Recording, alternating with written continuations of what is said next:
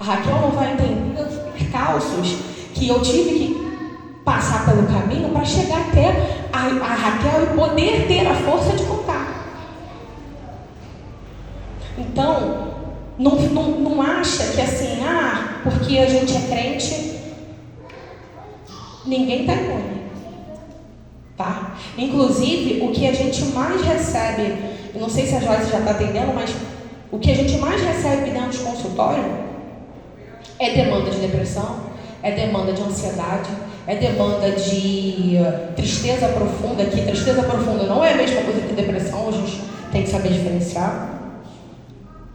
E diversos fatores que evidenciam o quanto a gente é frágil, o quanto a gente se faz de forte, porque a gente bota uma persona aqui e vai para a vida e vai, porque a gente tem que ser mãe, a gente tem que ir para a escola, a gente tem que viver, a gente tem que ir para a igreja e a gente tem que dar conta de todas as áreas da nossa vida e tem que estar presente nas áreas da nossa vida e às vezes vai deixando o que está doendo, o que está incomodando para depois. Então depois eu vejo.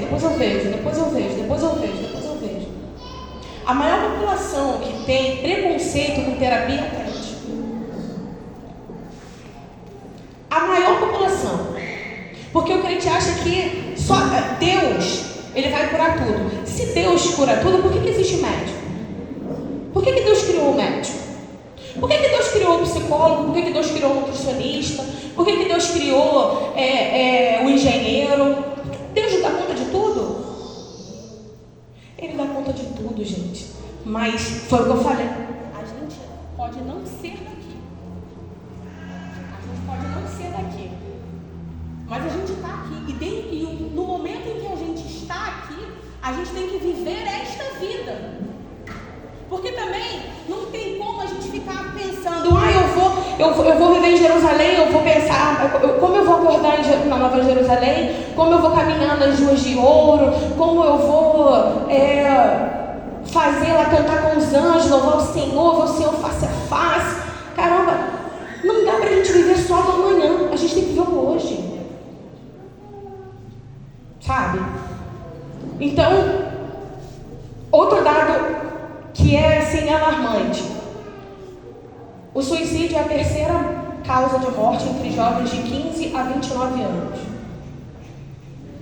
Então pense, se a cada 3 segundos alguém tenta, se a cada 40 segundos alguém comete, dentre todas essas pessoas, 3,5 dessas pessoas são jovens de 15 a 29 anos. Às vezes é muito complicado, porque a minha geração ela é uma geração que ainda vem moldada pelos costumes antigos. Então a minha geração ela ainda tem ali um resquíciozinho ali de um certo respeito com os mais velhos, de um certo cuidado, de um certo tato. Mas a minha geração é uma geração que consegue bater o pé e dizer, não, isso aqui tem que mudar. Então a geração da minha mãe, por exemplo, a geração da minha avó, por exemplo, era uma geração que precisava de acompanhamento psicológico, era uma geração que precisava falar sobre as suas angústias, sobre as suas mazelas, mas ninguém falava sobre isso naquela época. E hoje a nossa geração, ela tem a oportunidade, a internet está aí para isso, para trazer essa informação. A gente tem vários canais que conseguem abarcar esse conhecimento e trazer isso para todas as pessoas, sejam as mais antigas ou as mais novas.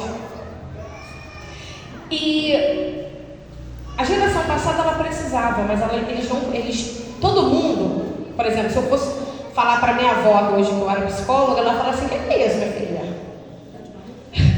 Tu tá de maluco? É isso?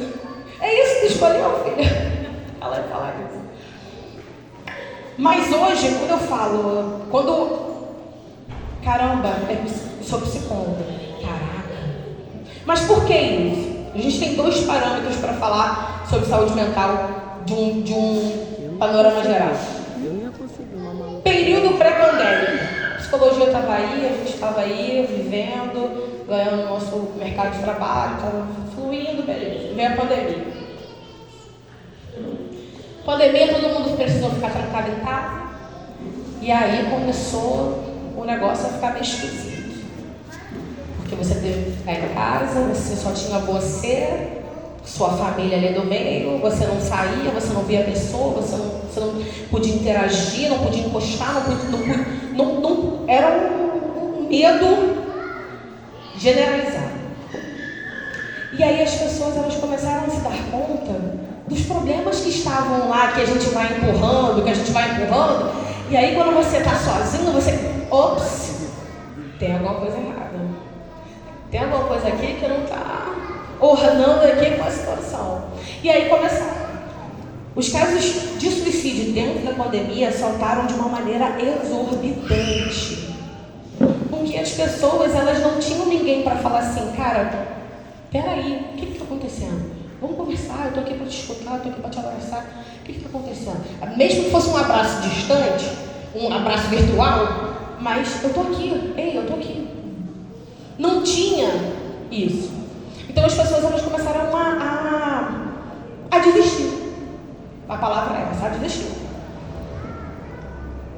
E aí a psicologia vem para entender todo esse panorama e entender que até quem achava que psicologia era besteira, hoje está fazendo terapia. Porque começou a entender que processos internos, se não cuidados, eles vêm para o externo de uma maneira que você não sabe controlar. Então essa é a realidade que a gente tem. Passa aí, né, por favor.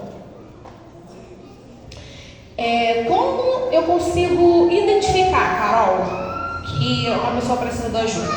Importante a Fabiana trazer essa fala, porque às vezes a gente escuta certas coisas e a gente acha que a pessoa está brincando, quando na verdade não é brincadeira.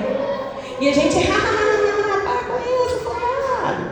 Mas o fulano está dando indícios para você de que as coisas não estão bem.